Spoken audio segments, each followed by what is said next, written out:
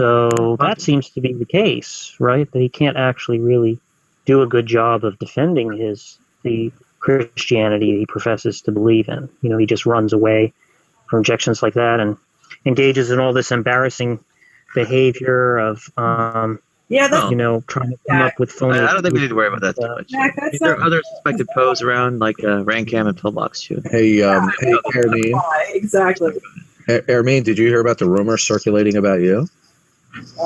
Don't care. Hey, what else?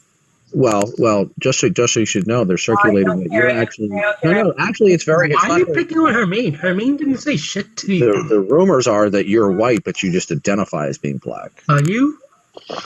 What on earth? Okay. What? Are you I would. On the other hand,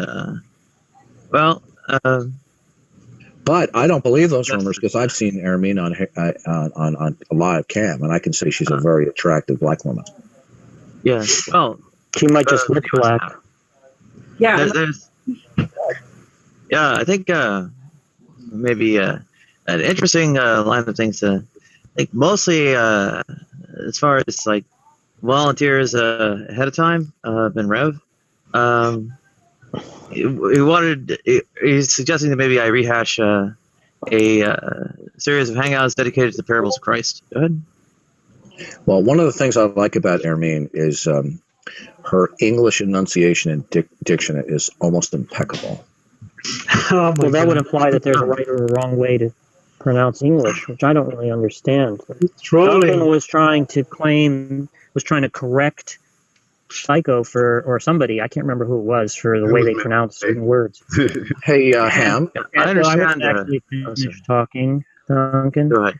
And, what we asked Duncan to explain Psycho was, in virtue of what is one way of speaking English correct and another way incorrect, right? Rather than that there are different dialects. And we haven't been able to get any explanation from Duncan. No comment on this one. Well, I might ask. I have a question for Ham. Interested in, maybe guest starring in a series of hangouts on the parables of Christ. Good. So, Ham, were you saying that my complimenting Ermine on the delightful manner of the way she speaks? No, I think I figured you out, Duncan. I've observed you for a while. Like, you're not that hard to figure out, I think. No, I'm asking you a question. Were you suggesting that I was trolling when I complimented Ermine on the way she speaks? Yeah, here's my view on how you behave. No, I asked you a question about, were you saying I was trolling when I complimented Ermine's manner of speech? Could have been that. Are you asking? Wait, hold on. Hold on. Are you asking them for a yes or a no? Is that what you're doing right now? Go ahead, Ham. We I'm not asking people for yes or no's. I'm sorry, Ham. I can't hear you. Yeah, I'll answer. Oh, yeah, I know. Now he can't hear you. I'm sorry, got some dusty mouth. It could have been seen as a compliment to me, or it could have been seen as a diss to someone else. I don't know backstory that all you guys have. I'm just like, wow. Here, I think I'm giving a compliment, but it might be a diss to someone else. I don't know. Ermine, don't I have a track record of compliments? I think it's obvious. He definitely was trying to troll me. He definitely was trying to troll me. Like you learned that everything Darwin's does, he does for a reason. He's trying to. He's a troll. Briefly, he's a troll. Actually, as far as diction goes, I understand that there's. You seem to have maybe some difficulty understanding me on account of my diction. If by any chance, I'm sorry. Yeah, if there's by any chance, an idea of what's going wrong in that respect, it might help me to, communicate more effectively with you. Go ahead. I think it has to do with the proximity of the microphone, sometimes when you're lying down. But I was still like, I've given Ermine compliments all the time. Haven't I been very complimentary to you, Ermine? You have been complimentary. Right. Yeah, I want to give my answer, actually, because I've still not been able to give my answer. Oh, sure. Go ahead. Yeah, the thing is with you, to me, the majority of the time, when you ask questions, it's to rile people up. Even when it's a compliment, like when you did to Hermine, because you know what that question does to some people. You know what it's going to cause. You're just sort of poking the bear and waiting for a reaction. So if I compliment on Aramin as having a very attractive eyes, if I give a compliment to Aramin, let's say that she has very attractive eyes. That was an underhanded swing at that. If I give a compliment to Aramin and I tell her, suppose I were to say right now, Aramin, I've seen you on live cam and I see your picture and you have very attractive eyes. Is that an underhanded way to insult somebody in here? Would I be implying that somebody in here is not attractive? You know what I'm starting to think? I'm starting to think you may be part of the Peltal group. Like, you may be a double agent. See, that's where it doesn't seem like Darwin's is really understanding what was being. It doesn't seem like Duncan is really understanding what was being said. That was funny, right? Ma'am. So the claim is that that when he was complimenting Aramin, he was trying to take a dig at Psycho because he thinks that Psycho speaks English badly, right? Yeah, which he called Psycho a ghetto hood rat or something like that. He said that to Psycho like many times. Every time he has been in a room with Psycho. So I'm not seeing why he's having a lot of difficulty getting what it is that is being said there, right? And that's why we wanted to ask the question, which he's conveniently dodged, of in virtue of what is somebody speaking English properly and improperly? He doesn't seem to have an answer to that question. And just a few minutes ago, you may recall him accusing Mark of dodging questions, right? Which I think Christopher, could you give me the exact quote I was talking to, which I think was very ironic, considering that he has a so stop muting. So I will return you to the broadcast when I've finished speaking, since you can't seem to control yourself.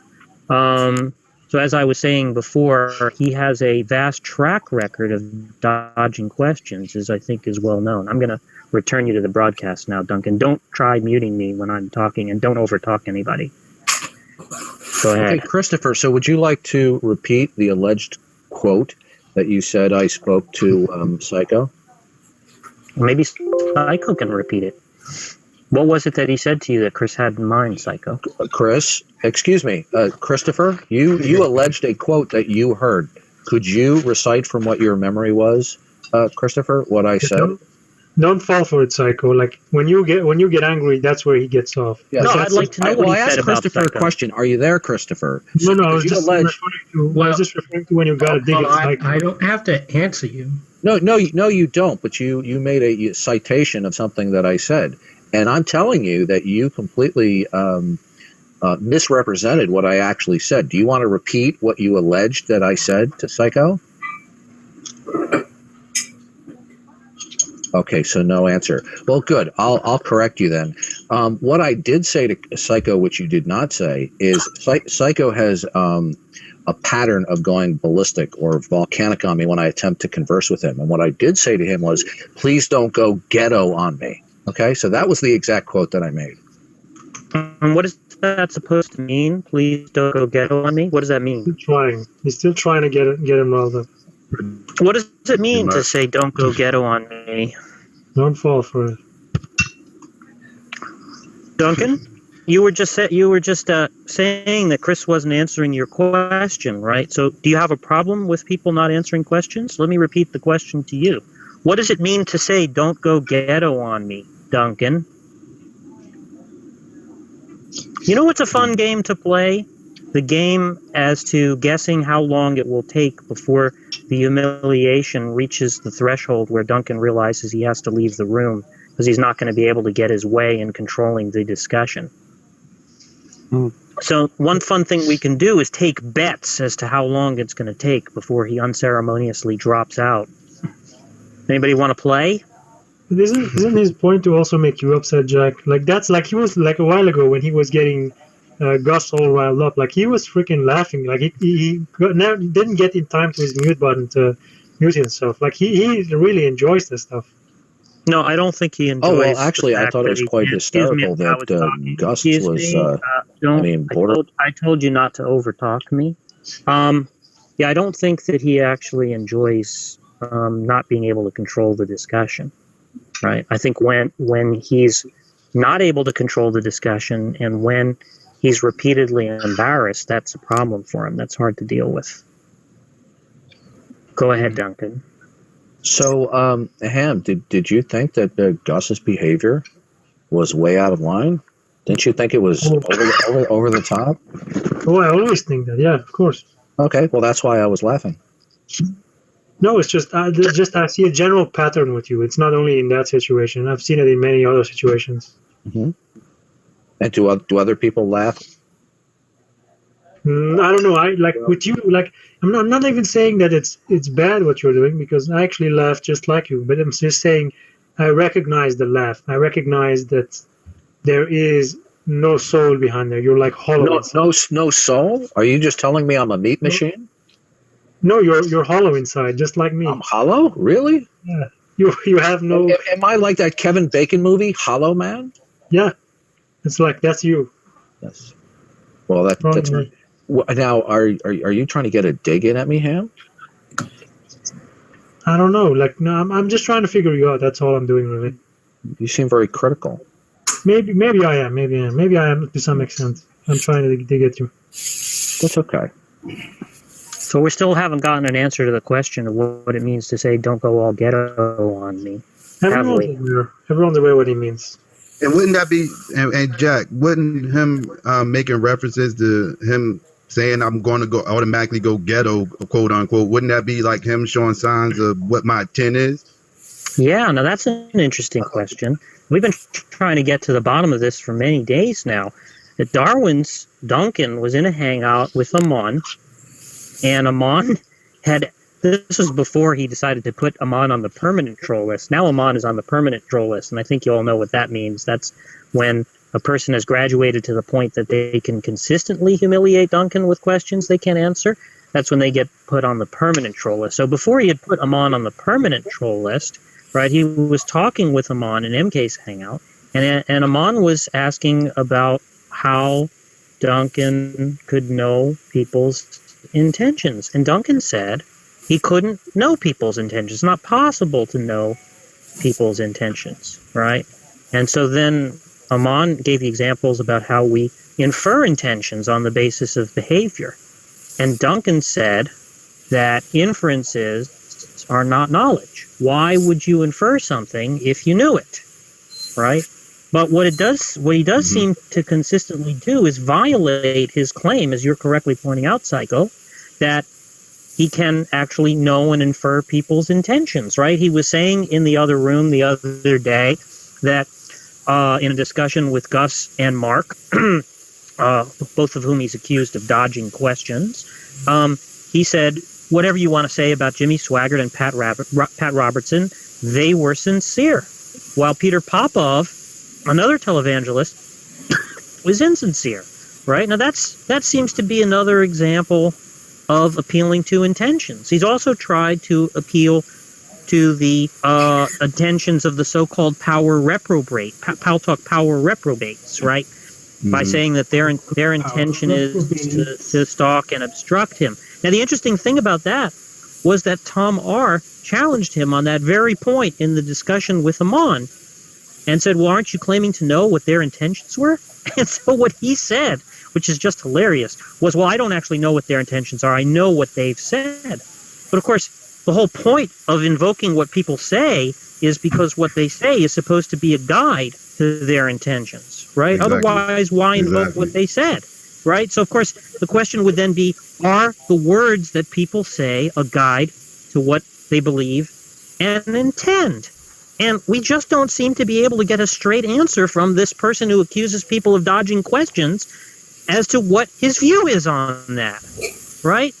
I mean, he talks about the Bible. I'm sure, Psycho, you've heard him talk about the Bible. I'm sure you have too, Ermine, right? Claiming that various interpretations are wrong, right? That people are misinterpreting the text. But what is it to claim that an interpretation is correct other than to claim that that is what the author intended, that a given interpretation is what the author intended? So he'd be having to claim to know people's intentions to say that his reading of Scripture is correct. Now, isn't that odd, Psycho?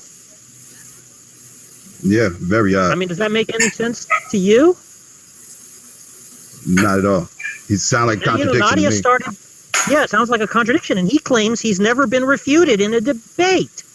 Now, Nadia was asking him the same questions the other day, and she couldn't get a straight answer from him on this point either. And this person who's constantly accusing people of dodging questions doesn't seem to be able to say a word in clarification of what his view is. Isn't that interesting? And he calls himself a dominant and competent debater, right? But when called upon to defend the Christian faith against what seems to be a manifest contradiction in his view, he's completely silent. Now, do you think that's what Jesus would want him to do? Do you think Jesus would want him to be completely silent in the face of scoffers like myself, casting doubt upon the truth of the Christian faith? You think that's what Jesus would want to do? I mean, why would Jesus want Duncan to be humiliated in debate after debate? I just don't understand it. So I have a question for you, Ham. Go ahead. Yeah, I see that Christopher here said he wanted Matt to suffer, and then you said fuck Matt Slick. Now, were you concurring with Christopher? And if no, that's just like a meme that's running around. Yes, that's a meme because Palm said that he wanted for pain to be. So I'm just wondering why do you want Matt Slick to suffer, Christopher? Well, I agree with Christopher actually. Oh, so you agree with that, Ham? Oh hell yeah. Okay. I want him to physically suffer.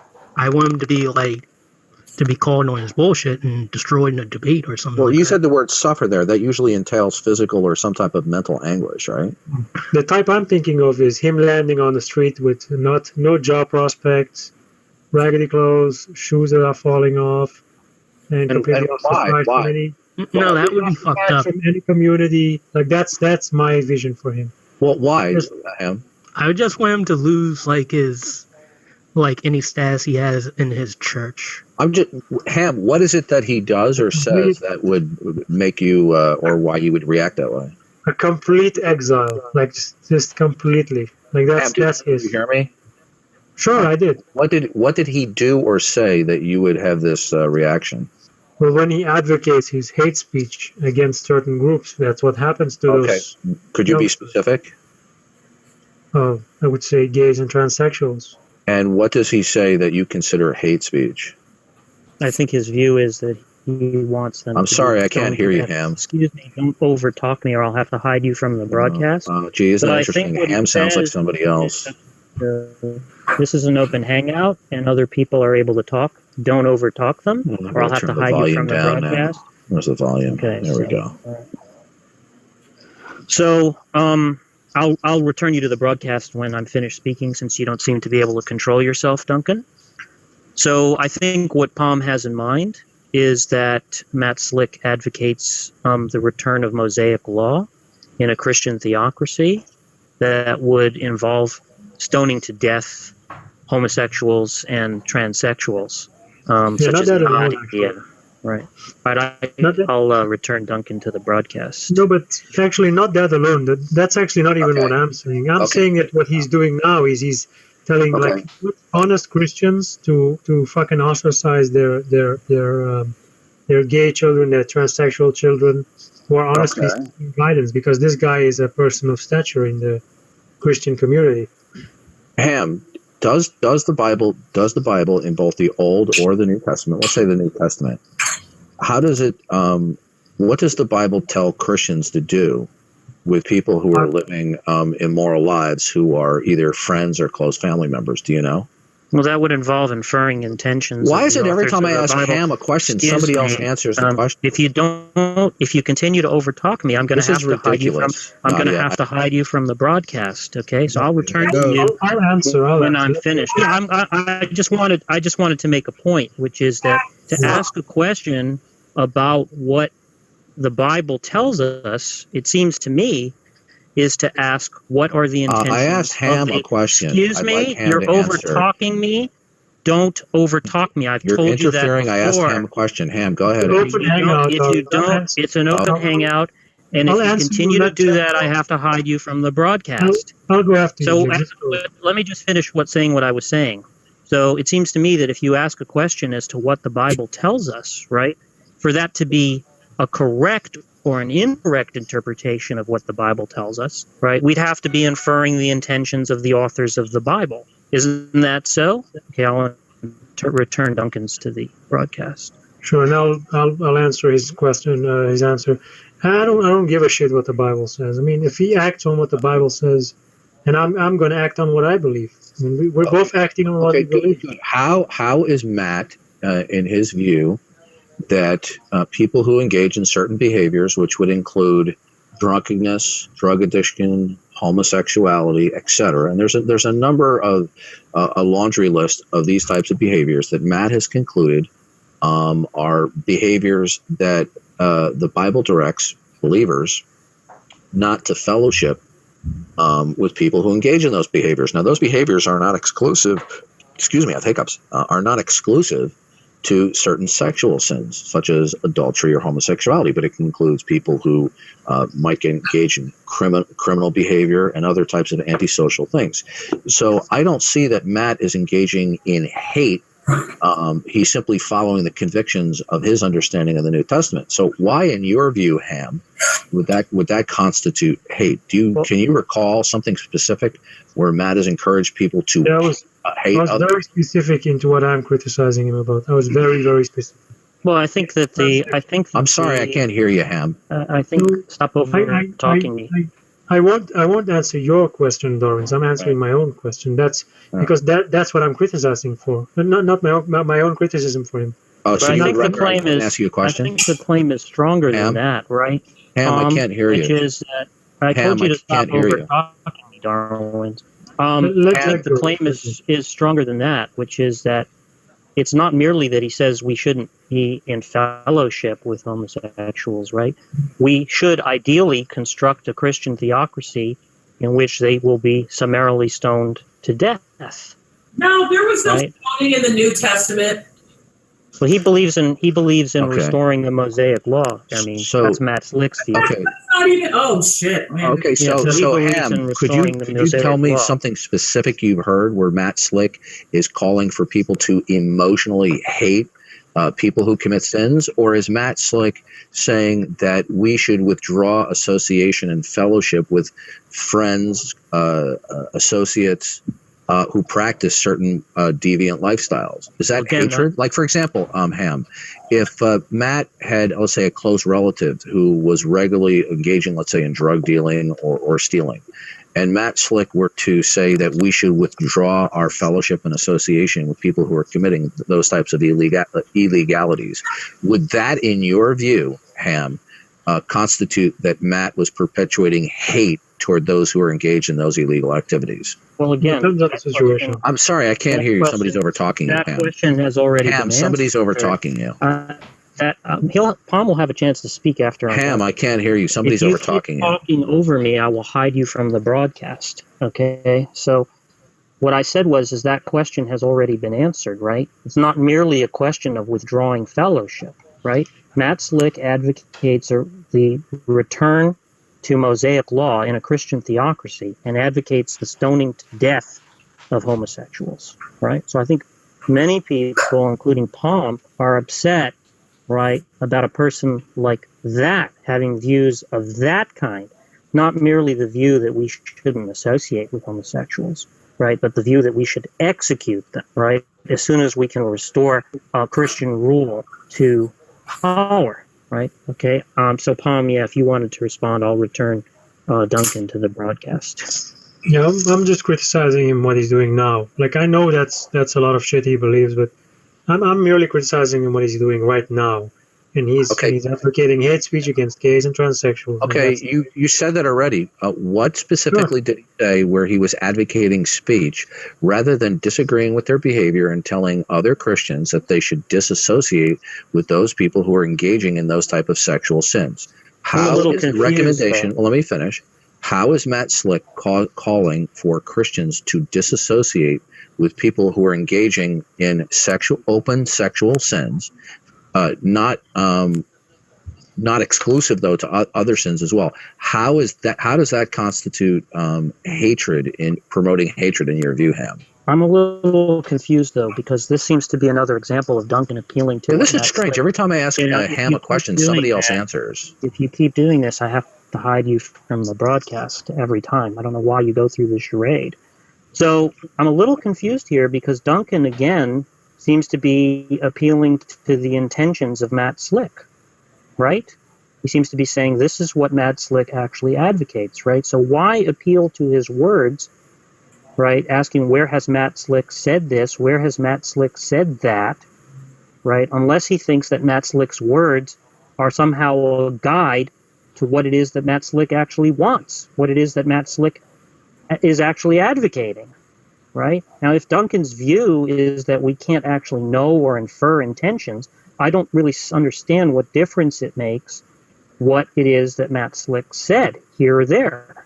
Because it's not just a question of what Matt Slick said, right? It's a question of what he meant. If we didn't have an idea of what it is that he meant, right, then we might not take the words in their literal sense. We might view them as ironic or in code or some other language or what have you.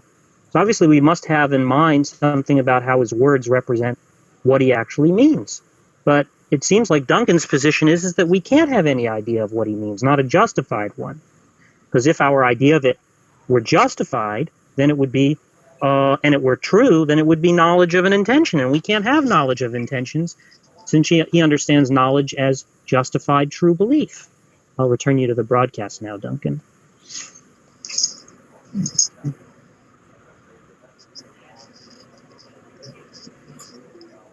This is going to be a long day. Yeah. Well, the trolling continues. So every time I ask you a question, Ham, there seems to be an interruption, an attempt to block me from having a conversation with you. So I've attempted to ask you 4 times how specifically what Matt Slick has recommended for believers to do in terms of following the guidelines of the New Testament, how that actually constitutes as actual real promotion of hatred. Could you answer that? I've attempted to answer that 4 times. Now, again, the accusation of trolling seems to be, again, the imputation of intentions, right? You seem to be claiming that when you're being trolled, somebody's intending to troll you.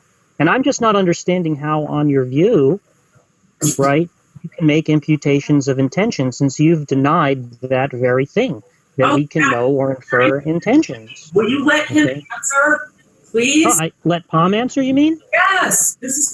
Palm can go after me.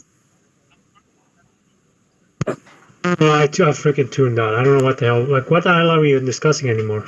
Well, I've been attempting to ask you a question 4 or 5 times, and every time I try to elicit an answer or response, there's an interruption from another party who wishes to disrupt me from carrying on a conversation. Okay, good. Well, I asked you a question. Are you telling me? Come on. Okay, good. Are you telling me that you do not want me to interact with you? Because if you don't, I won't. But I asked you a question. I asked you 4 times. I asked you 4 times. I've forgotten. It's been so long. I don't even know what your question was. Well, again, Putin has said that I wish to disrupt him, right? And again, he seems to be appealing to knowledge of my intentions.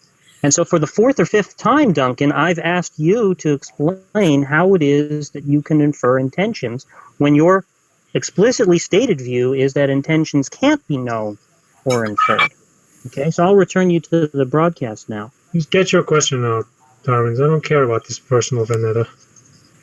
I asked you the question 4 or 5 times. Now for the 5th time. How specifically is Matt Slick promoting hate when he is simply following his conscience as he understands what the Bible says, that we are to disassociate in fellowship with those people who are openly practicing a variety of sexual sins? I didn't hear you mention that he is calling for hatred against people who are committing adultery. Now, do you think Matt Slick is promoting or advocating hatred toward those who commit adultery? Well, here's the perfect example I can give you. White supremacists believe that blacks are causing harm to society, and they're following their conscience by, if they had the power, they would lynch black people. Like they would, like, forever problems. Like that's unacceptable. And I don't care if it goes against his conscience. This is when you marginalize a group of people that don't deserve to be marginalized like that. we're gonna have a problem, you and I. But again, it seems like when he says that Matt is following his conscience, he's again claiming to know what Matt's true intentions are. And I'm just not understanding how he can do that when he insists that it's not possible to know people's intentions. And he's been asked that question, 4 or 5 times, and he continues to dodge it. I'll return him to the broadcast. I've answered him now, so there you go. No, I didn't hear your answer. All I heard is you made some comparison to white supremacists. Now I asked you, understand it. Is Matt Slick promoting hatred when he calls for Christians to disassociate and disfellowship with? I didn't finish the question. Is Matt already answered it, so I don't know why we keep going through this. Excuse me, I didn't hear an answer to it. Well, then you need to start listening. I have been listening. I haven't heard a clear answer. Hey, don't scream at me. Don't scream at me like I'm your little child. Well, then listen, like you're not a little child. Hey, listen. If you don't want to be seen as a hysterical woman, then don't scream into the microphone. Don't want to be seen like a fool, then listen to people. Good. Well, I really don't care if you consider I'm a fool, but you're sounding like a hysterical woman when you're screaming into the microphone. Fool. You can't hear. He's already said yes. Yeah. Well, please don't pull a Gus on me, Hermine. Different ways. Yeah. Well, as far as hysterical women go, there's estrogen and progesterone. Also, I would I kind of get the idea that there's a bit of not sure what the best way to describe it is, rancor. But yeah, I would call that rancor. Well, if we can, let's try not to go quite as heavy-handed with some of the technical facilities, like if we can, try to.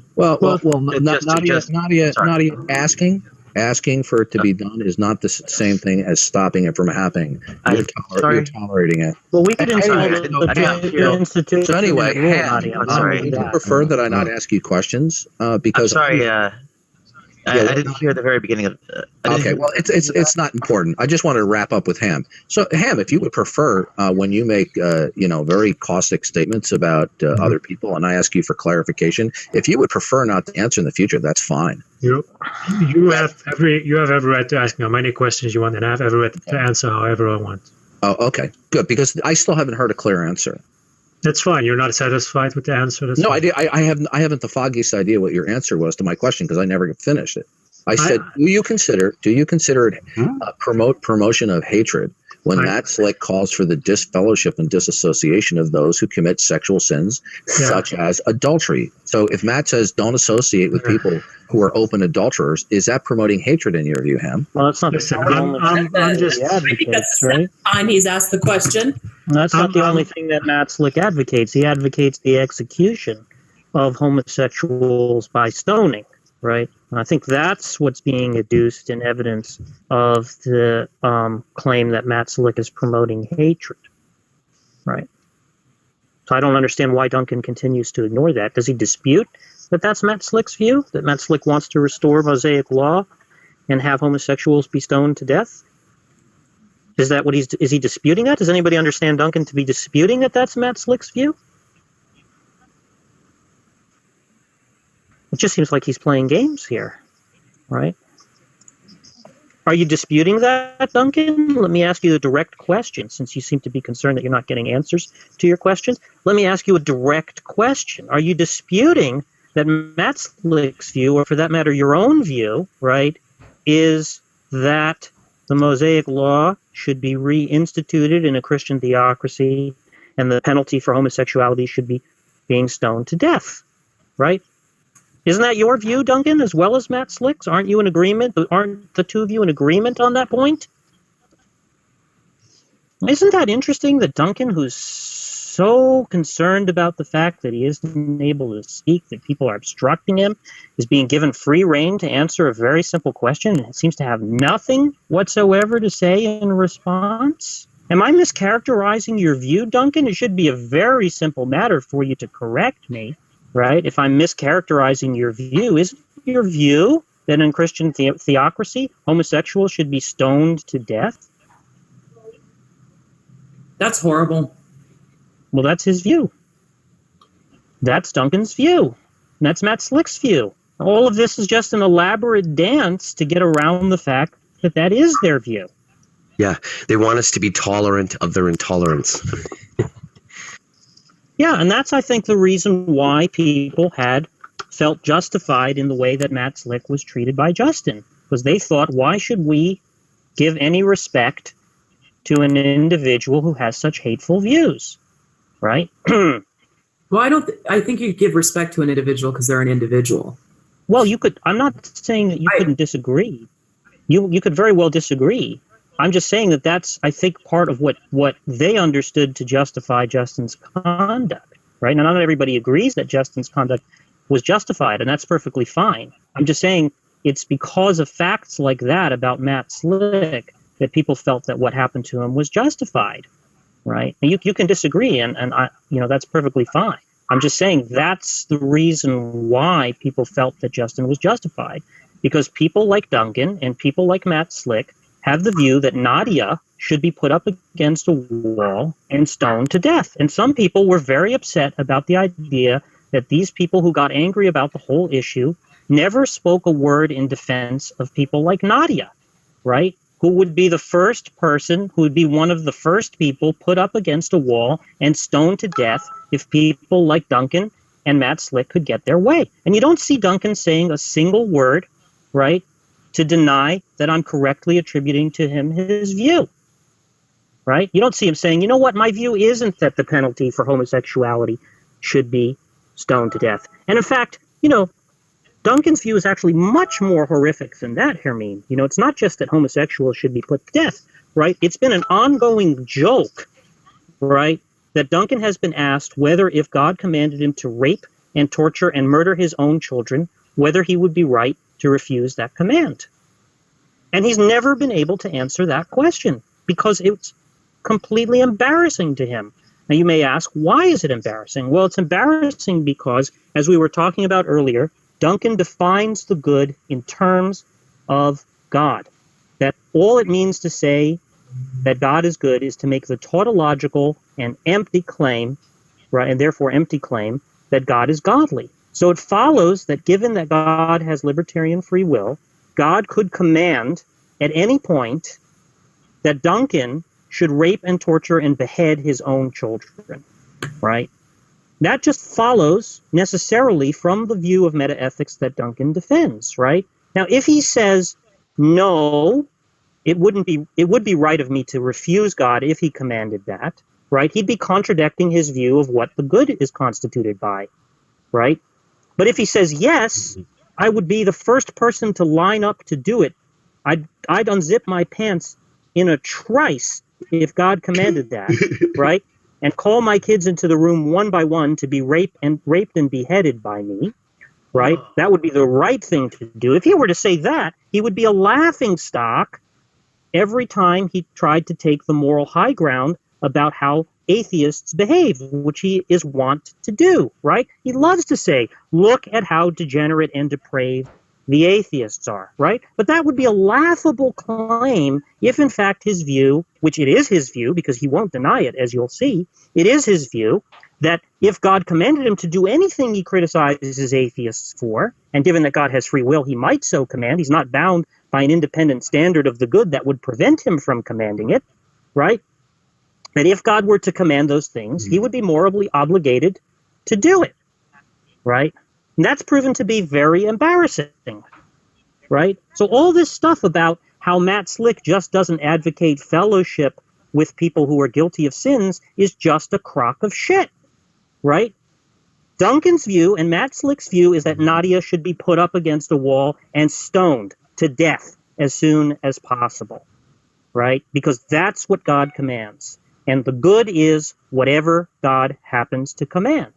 And it could be absolutely anything that he might command, including the rape and torture and beheading of his own children. Now, you're not going to see Duncan's the competent debater, the dominant debater, called by Christ to defend his faith against scoffers. You're not going to see him say a single word, single pathetic word in defense of such a stupid view, right? Right, Duncan? You don't have anything to say in response, right, Duncan?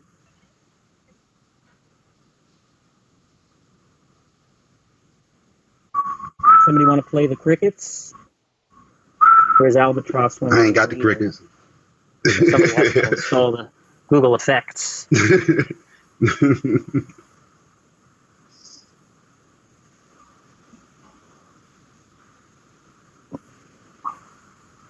Not one. Did I answer your question, Darwin?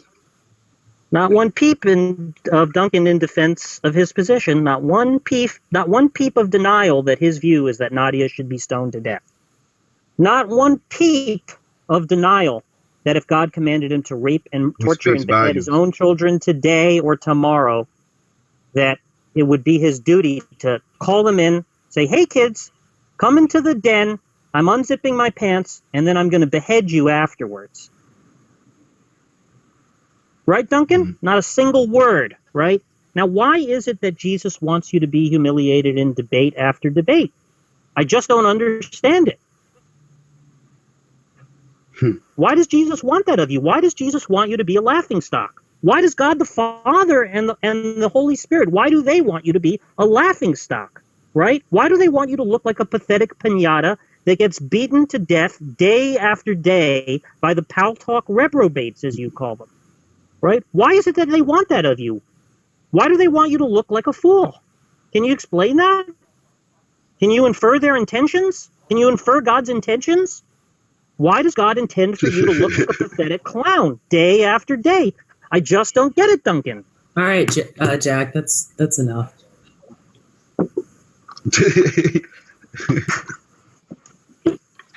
You're berating the witness. I just don't understand it, Ermine. Why do you think he comes in here and thinks that he's going to somehow win? Where does he get the confidence?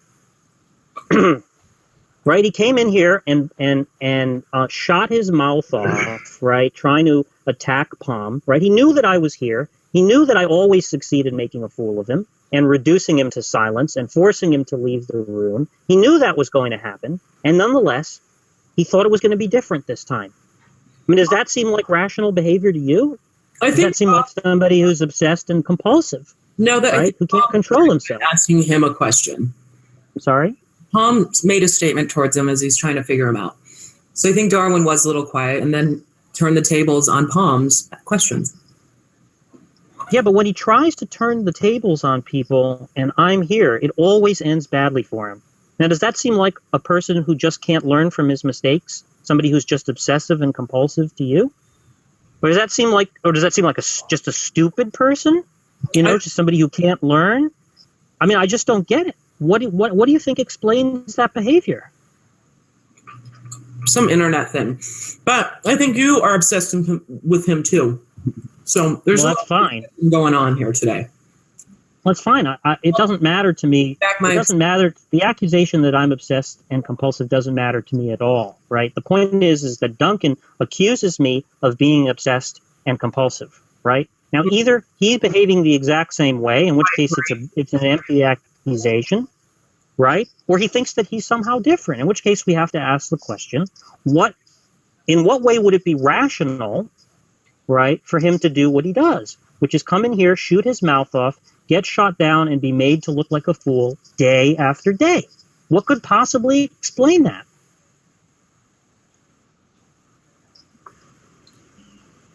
Isn't it baffling?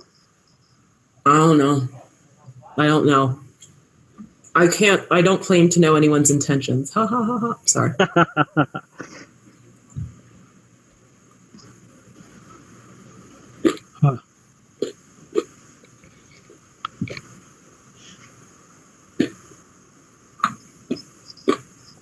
I mean, you would think that when you disappeared Darwin's and getting Sorry, is this when you disappeared Darwin's and getting a live chat and say people booted you? Well, I mean, the thing is, I think I don't know what you're talking about, Psycho. I think what he does. You be going in. You be leaving the hangout, then you go in the live chat and say people kicked you when nobody kicked you. Well, actually, I'm sure you're well aware. You can lie here that you did kick me one time that you had mods, but I've been kicked a number of times when people. I've never kicked you. When did I kick you? Whoa! When did I kick you? It was a couple days ago. So anyway, That's a lie. I've been kicked a number of times. You're a liar. Are you gonna interrupt me? You're a liar. You just made an assertion that I kicked you out of a room, which is a bold-faced lie. I think you're lying. Why would I kick you out of the room? So anyway, are you going to keep on talking? Why am I going to kick? Are you going to continue to interrupt me, or are you going to let me finish? Okay. I'm not inconsiderate. I'm talking. Okay. Excuse me. I'm talking. No, I was. You don't want me talking. You shouldn't be lying on me. You shouldn't be lying on me. Ain't nobody kick you. You're gonna go get on. Ain't nobody kick you. Ain't nobody kick you. Okay. So anyway, well, as I was saying, I've been kicked a number of times in these rooms when Nadia was either sleeping and other people have the mods, and then they'll go, "Oh, he dropped out," when the screen clearly indicates that I was kicked. Okay. Well, do you have any evidence? Actually, if I had some respect for you, Psycho, may I finish? I don't care if you don't got no respect for me. I ain't got no respect for you either. That's why I don't. Are you going to go ghetto on me? I treat you, and that's why I treat you. Are you about to go white trash on me again? Are you about to go white trash on me again? So here's the ghetto. Motherfucker, shut your little clown ass up. Here we go. As I said before, here we go. You done broke the motherfucking bear. Now I'm woke, motherfucker. I'm out of hibernation. What's good? Scream at me. The fuck your punk ass gonna fucking do besides go cry and whine and start crying and saying, they picking on me, they booted me out of the room and nobody else fucking booted you. Like I said before, why the fuck am I gonna kick other people's kick toy? I'm not inconsiderate like that. Get your clown ass the fuck up out of here. Don't nobody be kicking you. They sit here, wait patiently for you to respond to a whole bunch of questions that get thrown to you, and your clown ass be sitting right there waiting, and then all of a sudden, boom, you just drop out like, I don't want to hear this anymore. I'm tired of these fucking questions and shit. Y'all know I don't answer motherfucking questions. Y'all know I'm the motherfucking interrogator around here. What the fuck is going on? Y'all trying to flip the scripts on me and shit? And your punk ass get the fuck out of here. Then you go in the fucking live chat and try to save face and say they booted me. You got like 5 accounts and shit. They booted you. Come back in on another account. What the fuck is the fucking problem? Come back in this George. Come back in this motherfucking Taylor Hicks or what the fuck else you want to motherfucking betray? Who the fuck is you kidding, son? You a fucking leave this motherfucker because your clown ass though you ain't fucking with Jack. Jack get up in here and start grilling the shit out of you. You don't want to talk to him and shit. So you go pick somebody else you want to keep talking to. Jack keeps motherfucking interjecting and your punk ass can't motherfucking take it. So you go run, cry foul and get the fuck up out of here, and then you go searching for another hang to go in and go bitch up in here and shit about everything that fucking happens up in here, man. Wait, hello, are you still there? Is he still there? Get the fuck up! I ain't done talking to you. I'm still Psycho. He went into Brett Keen's hangout and was was so ready to use the ban hammer. Ludic, I'm waiting to respond. It's my Brett Keen. I just want to say, kicked him out. I just want to say to Psycho. I want to say to Psycho what he says was perfectly comprehensible. Ludic, you're interrupting Nootropic. It's my turn. I'm trying to speak. It's bang on as well. Excuse me, I'm trying to speak. Do you have any moderators in the room? I'm trying to speak here. Okay, now as I was saying before, I've said a number of times when I've attempted to have an adult conversation with you that you go nuclear ghetto on me when I try to dialogue with you. That's because you go nuclear white trash on me. I'm trying to talk. You know what I'm saying? You want to throw dirt? I throw dirt back. You know what I'm saying? We're going to be some filthy motherfuckers up in here. That's what the fuck's going to happen. Notice I don't talk to other motherfuckers like this, right? Notice I don't talk to other motherfuckers like this, right? Because damn, he just slammed his motherfucking mic. That motherfucker rage quitting over there like a motherfucker. You all right over there? You all right? Don't break your motherfucking Mac up. What the fuck is you doing over there? We know how you cherish that motherfucker. I think are you done? Are you done interrupting me? I think the interesting thing is that Duncan doesn't. Are you done interrupting me? It's my turn to talk. Do we have a moderator? After I'm finished. You can go after I'm finished talking. Obviously, we don't have any moderators in the room. I'm moderating. I'm trying to speak. I'm being. I told you can go right after I'm finished talking. I'll be sure that you go next, and I'll make sure that nobody interrupts you. So what we're interested in hearing, Duncan, is any defense of your accusation that Psycho kicked you just a couple of days ago. Right? Do you have any evidence that you can produce in support of that? I'm going to broadcast you now. Please, nobody interrupt, including you, Psycho. Please give him a chance to talk so he can't claim that he's being treated unfairly. He's not going to respond. Come on, you know him. Go ahead, Duncan. You're next. Duncan? I hope he's not beating anyone. Okay, so I'd like to resume where I was interrupted multiple times. As I was saying, Psycho, I've attempted on a number of occasions, including here today, to have an adult-to-adult conversation. I'm assuming that you're an adult. But every time I do, you interrupt me and you go full nuclear ghetto on me. Now, there's no way that I can carry on a conversation with you when you're hurling out profanities left and right, interrupting me. So I guess it's coming from somebody. I guess it's excuse me. I'm still talking. Okay, you're gonna go ghetto on me again? Okay, go ahead. Go ghetto.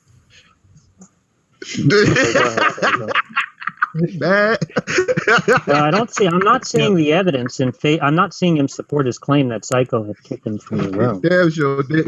That's what I was waiting for. I want to see some timestamps. I want to see the video. When did I kick you? I was barely in the room with you this fucking week. I want to point out. It should be easy to find. I want to point out it's obviously possible to annoy someone, appear to be polite, but then their response is completely justified when they're ignoring what somebody's saying, they're sidestepping, and they're making indirect, perhaps, what appears to be passive-aggressive comments, and what appears to be closet racism, such as picking on their colloquial language, talking about them going ghetto, and so on and so forth. And then, this is all a narcissistic game, perhaps, right, to EF, which is, this is what it appears to be anyway. So I don't know why he's getting so... unless he's trolling, I don't know why he's getting so annoyed that Psycho's getting annoyed, given the way that he treats Psycho. I've seen it. I wouldn't be surprised if anybody else did exactly the same. So what's his problem? Well, I don't think anybody has any illusions that Duncan isn't trying to get a rise out of Psycho and trying to make Psycho look ridiculous by sitting there calmly while Psycho yells at him, right? I think that's exactly what he wants to happen. Yep. Right? But the whole point is that this is just a way of him sidestepping, dealing with the real issues, right? He claims to come in here to debate, right, Christianity, and to want to talk about the issues, and instead that he's constantly trolled and obstructed, right? But we've seen that that's clearly a false claim on his part, right? Because Nadia instituted the 2-minute rule. This is now 2 times that it's happened, right? That she's instituted the 2-minute rule so that no one can obstruct Duncan while he's speaking, right? He can get a full 2 minutes unobstructed, right? And under those conditions, when there are competent debaters there, he just goes quiet, right? The other day you were here, Collaterality, and he saw you, me, and Realistic Nihilist all in a row responding to him when he was trying to attack DPR. Right, we were each going to take our 2 minutes to respond to him and point out how he was dodging objections. And once he saw that was going to how it was going to play out, that he was going to be made a fool of by you, me, and Josh, he just left the room.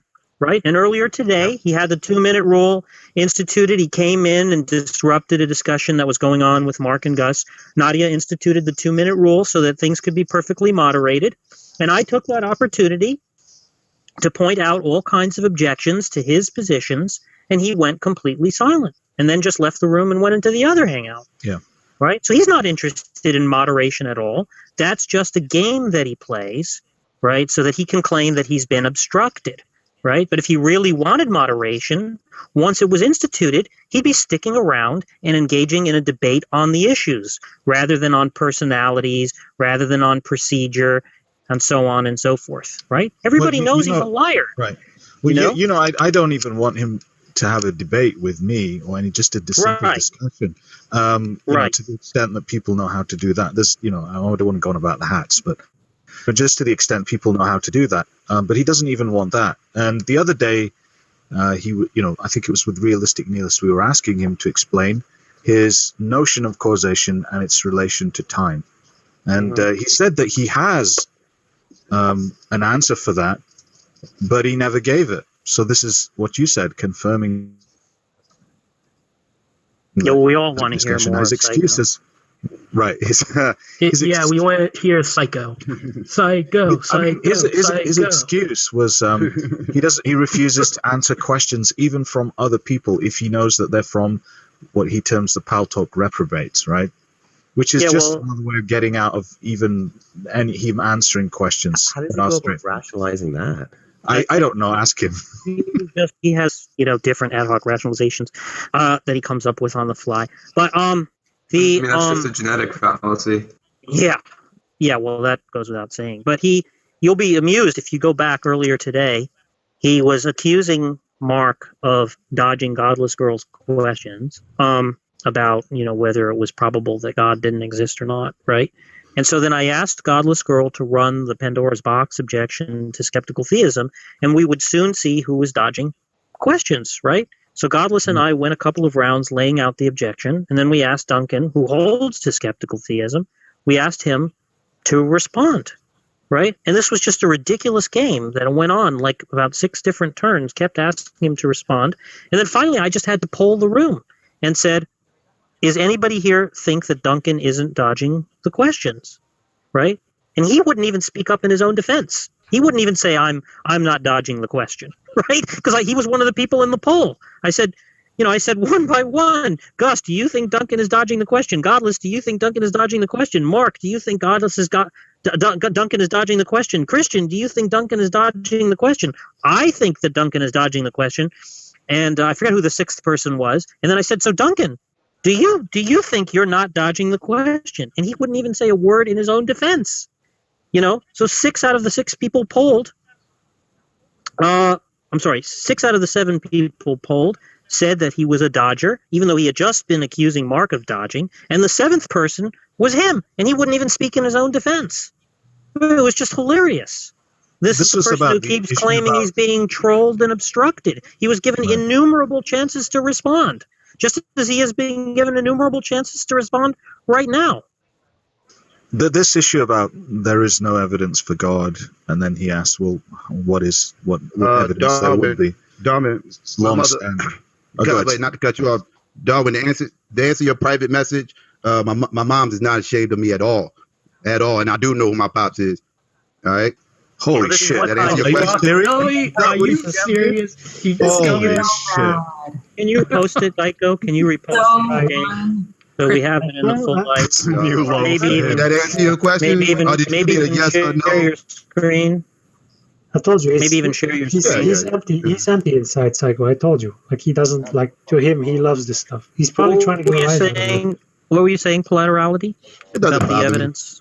Oh, the issue of if somebody says that there is no evidence for God, Dunkin' Donuts' usual response is, well, what evidence would there be? Right? As if they would be rationally obliged to know what evidence there would be. But this is obviously stupid, because it could be that somebody could be speaking loosely that God isn't even meaningful, or if it is, it could be that it's that there is no evidence for God, because they may have an argument to conclude that it's impossible for there to be any evidence of God, and hence they couldn't answer the question, what evidence would there be? I mean, we've told him this lots of times. Well, let's see if he wants to respond. Let's see if he wants to respond. Duncan, I'll be sure to prevent interruptions if you'd like to respond to Plurality. He's raised some objections to a line of questioning that you've pursued in the past about when people say there's no evidence for the existence of God.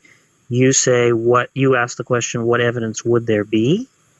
So he's raised an objection to that. Would you like to respond, Duncan? I'll be sure that nobody interrupts you. Because I wouldn't want you to claim that you're being obstructed, being prevented from answering. Oh, this sounds so We're making it impossible for you, Jack. You're so... I got to tell you, I wouldn't respond to that either. That did sound kind of condescending. What do you mean? It's manifestly condescending. The guy is a fucking lying piece of shit, right? I make no pretense that I think that he's a complete fucking lying piece of shit, right?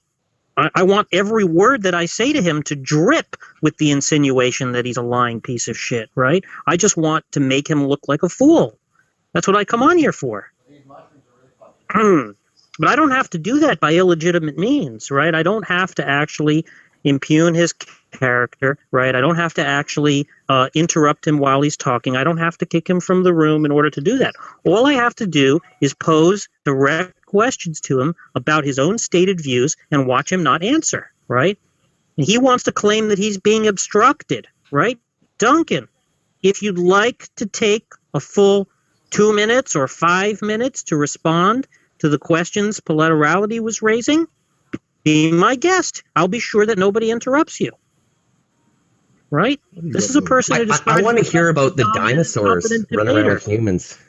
And I want to learn about the dinosaurs running around with humans and all the animals in the ark. And how would you like to talk about that, Duncan? Would that be more amenable to you, Duncan, to talk about the dinosaurs running around with humans? We can have that discussion.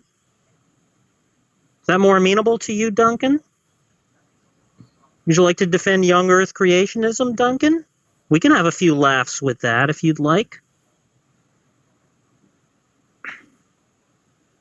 You know, because the same issues are going to arise there. We're going to point out to him, how is what you're saying not ad hoc, right? Et cetera, et cetera. And he's going to have no answer. Right, Duncan? Prove me wrong. Is Duncan being obstructed? Is he being prevented from speaking right now?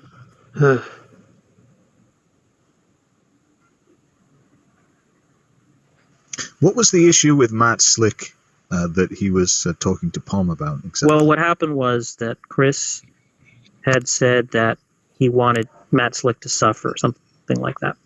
And I think Palm concurred, something along those lines. And Duncan started to try to ask him why he thought Matt Slick deserved that. And Palm replied that it was because he objected to Matt Slick promoting hatred towards certain groups like homosexuals and transgendered people. And Duncan said, how is it that Matt Slick's advocation of withdrawing fellowship from sinners in any way advocating hate, right?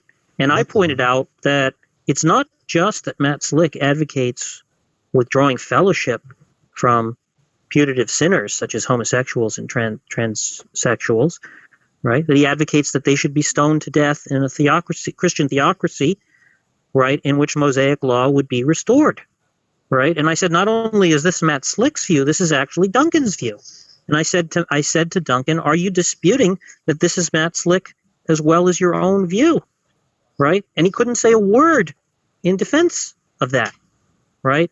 And I pointed out that, in fact, his views were even more shocking than just that people like Nadia should be stoned to death summarily as soon as the theocracy comes into being. I said, given that he believes in libertarian free will, and given that he thinks there's no independent standard of the good that God conforms to, that the good is merely what God is and what God does, God could command Duncan to rape and torture and murder his own children. Now, you may be familiar with this question from Pal Talk, laterality, right? I said, yeah, and to this day, we have never heard him deny that he would be morally obligated to carry out that command if God commanded it.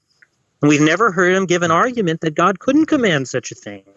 Well, it sounds like Duncan was asking a question in order to minimize the scope of Matt Slick's attitude or responses to groups he doesn't like. Because, as you said, if he said, "How does this withdrawing fellowship entail whatever?" But that's a lot more than what Matt Slick advocates. Exactly.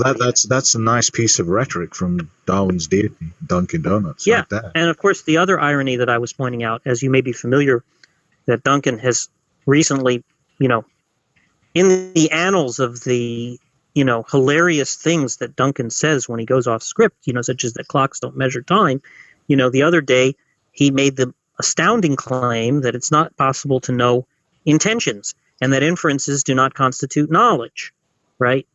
And so, of course, we kept saying to him, well, I kept saying, sorry, nobody else seemed to care about the point but me. I kept saying to him, well, you keep saying this is what Matt Slick advocates, this is what Matt Slick wants, right? How are you imputing intentions to Matt Slick, right? Unless you can infer intentions. And, of course, no response to that. And, of course, we haven't been able to get him to clarify that point for days now. Right, because he really realizes that he's put himself in a very embarrassing position by saying something so stupid as that one can never know another person's intentions, Jack, when he understands knowledge to be justified true belief. Right, Jack. I think you need to PM Adolia and add to that list. Because, yeah, absolutely. There's a few more that need. There's been so many good ones. Yeah, and I really have to get around to doing it.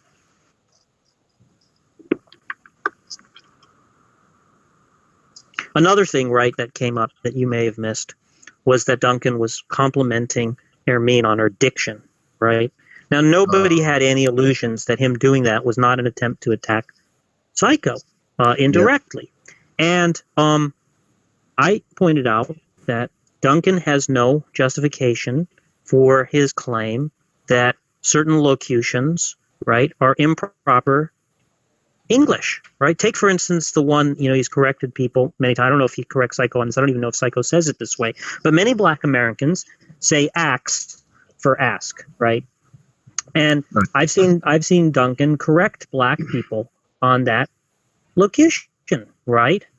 Now, as far as I understand it, there's nothing incorrect about saying ax. It may not conform to the preferred standard, right, that's used in classrooms and so on.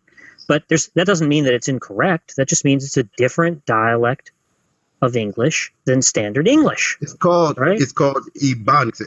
Well, it's also called African American Vernacular English, right? And it's just a different dialect of English. In fact, it has slightly different rules. It seems like African American Vernacular English and ordinary standard English are actually mutually comprehensible, right? Black Americans have no difficulty understanding other Americans who don't speak African American Vernacular English, and speakers of standard English who don't speak African American Vernacular English have no difficulty understanding speakers of African American Vernacular English. They're mutually intelligible, but there are slightly different rules, right, about, pronunciation, about syntax, and so forth, right? But what Duncan wants to suggest, Does Jack, not Jack, I'm sorry. Didn't clear my working memory buffer there. Let me start again.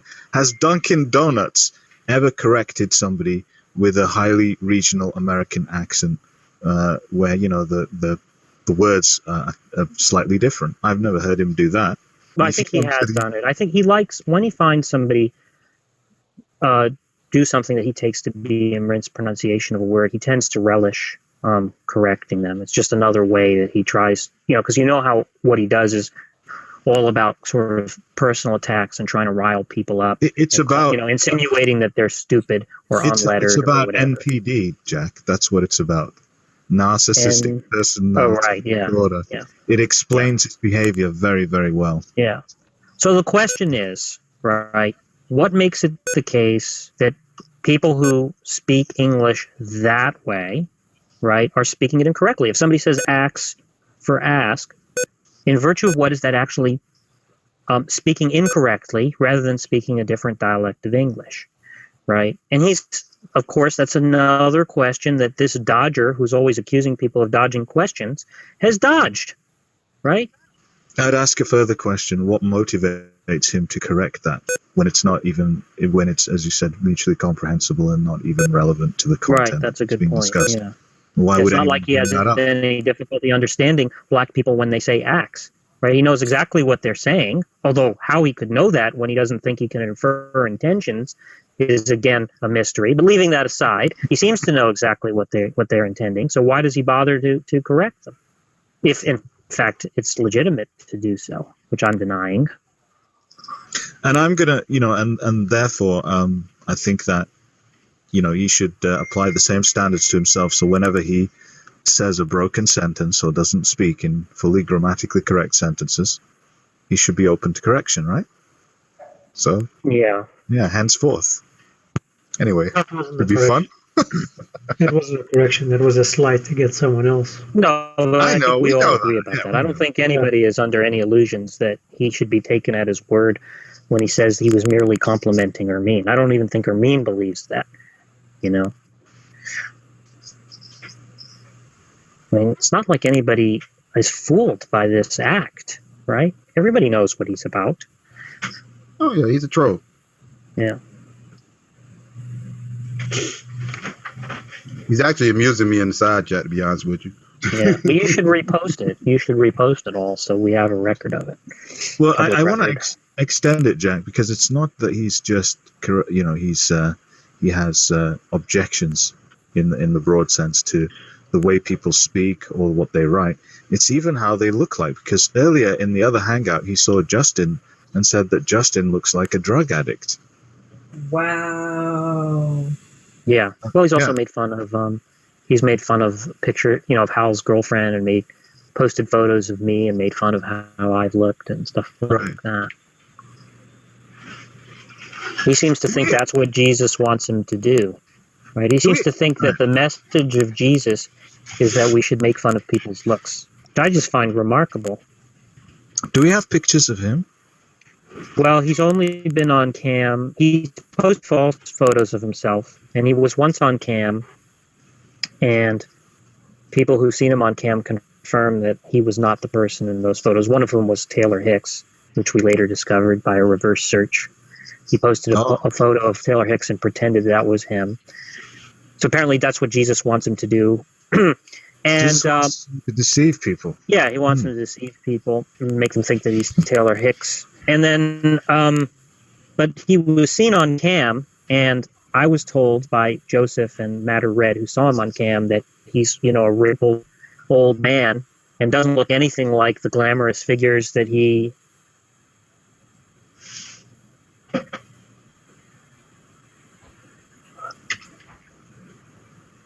We lost Jack. Oh, I'm sorry. I thought that was Nadia. I'm hearing her in the other room. I was confused. Yeah, that he's just a wrinkled old man who looks nothing like the glamorous photos that he posts. So that so it's just sort of odd for him to make fun of people's looks when apparently he's, at least by conventional standards, nothing to boast of himself. It's really, really curious. But that's par for the course with him, right? That he constantly seems to be doing precisely what he criticizes in others. Yep.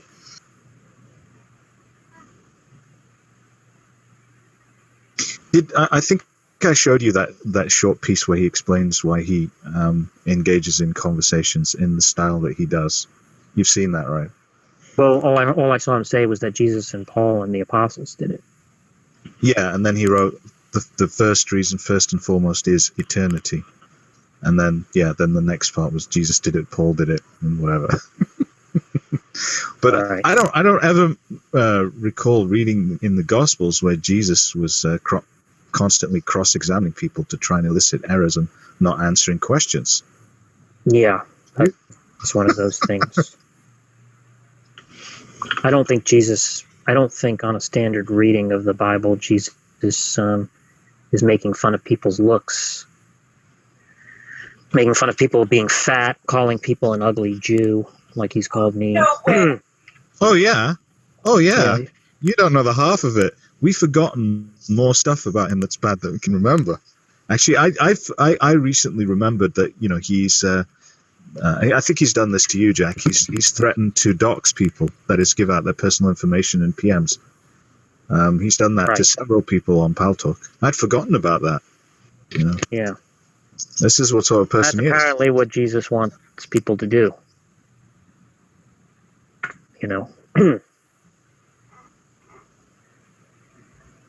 How he's able to come up with that interpretation from the text of the Gospels or the Pauline letters or what have you, I don't understand.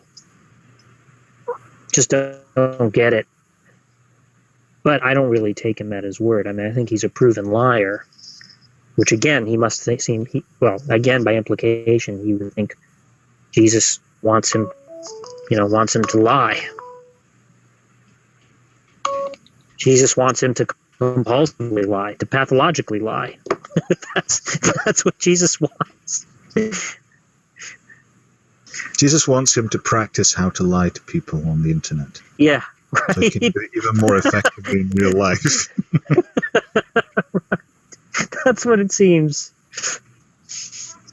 Of course, as everybody here and everybody viewing, I think she's gotten a lot of views for this. It was going up to like 45 today. Not a peep for looking in defense, the person who claims he's being constantly shut down, right? Constantly being obstructed. Not a peep in self-defense.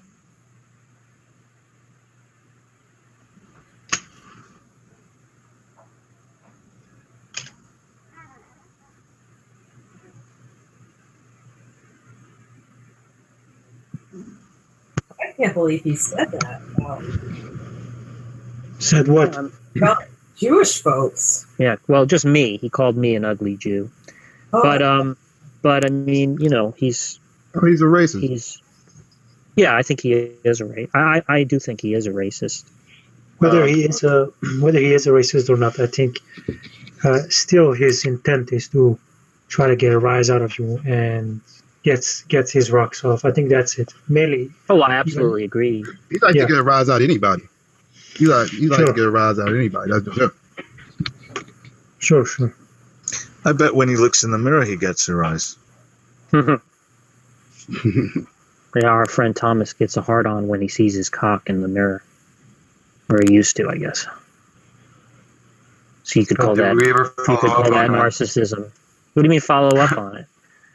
Well, what is there to follow up on it, Miguel? Oh, just to ask Thomas if he still gets erect. No, he says he doesn't. He says that since he's gotten, all this anxiety disorders and stuff, that his sex drive is markedly weakened. So he no longer gets a boner when he sees his penis. When his sex drive is highest is when he gets most turned on by himself. But the funny thing is that I like pointing out how that makes him bisexual, because he's attracted but only to women. Himself. Yeah, he's attracted to women and one male, himself. Well, it's a good job he doesn't have a twin then, isn't it? Yeah. Well, actually, in Thomas's case, that'd be a saving grace. Yeah, because Thomas is a mess. I have some new stuff to post in the Thomas group, by the way. Oh my God! Shortly, yeah, he's been trying to get his life together. So the funny thing is that when he does that, it's just sort of like setting oneself up before the fall. So we need to get it in the permanent record that he's instituted all these, practical changes that will make him more productive. Exactly. Who's Thomas anyway? I don't know. Well, he comes in here only very occasionally. But I'm sure you'll get to meet him eventually. But he's quite an amusing character. He's from the Skype group, but I think he joined after you left the Skype group. Okay.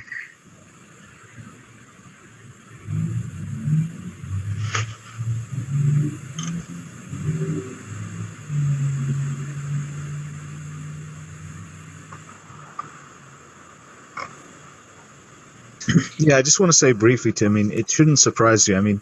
I could tell you one other thing that he said to me, right? That's pretty bad. And then when you add these up, you have to start to wonder why he's there's a degree of hypocrisy, if there's some sort of abstracted moral principle that he's violating to some degree that somebody like Justin, he would claim is also violating, right? Huh. And yeah. What did he say to you? Oh, I'm not going to tell you. Well, then why'd you bring it? Not open in public, but anyway. Yeah, to me, these things, they don't really even bother me. Like, if he were to say the worst things to me, I wouldn't even give a shit. Well, yeah, he's more interested in saying them to people he thinks will, be upset or irritated by them, Yeah. It's not about whether, you yourself are bothered. It's what we're discussing is, what causes him to say these things rather than what the effects are. And, of course, his own moral principles in judging himself by them and whether he's being hypocritical. I'm sure you might be immovable under any vociferous ranting, but yeah, sure, that's okay.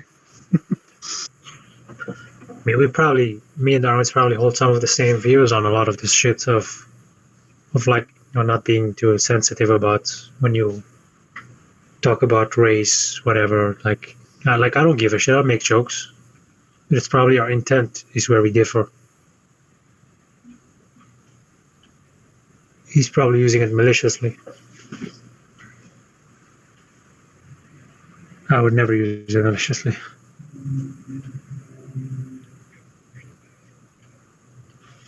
I'll be. Yeah, I'm what do you call it? A self-hating Jew. I'm sort of like that. I have that going on. I've heard that phrase before. What does that mean? Well, it seems to be an accusation that's often leveled against people who are very, very critical, people who are Jewish, of Jewish ethnicity, who tend to be very critical of Jews, other Jews, and they're often sort of accused of having some kind of internalized, some kind of self-hatred. huh, I never noticed that with the people that I know that are Jewish, but I'll just have to look at that stereotype again.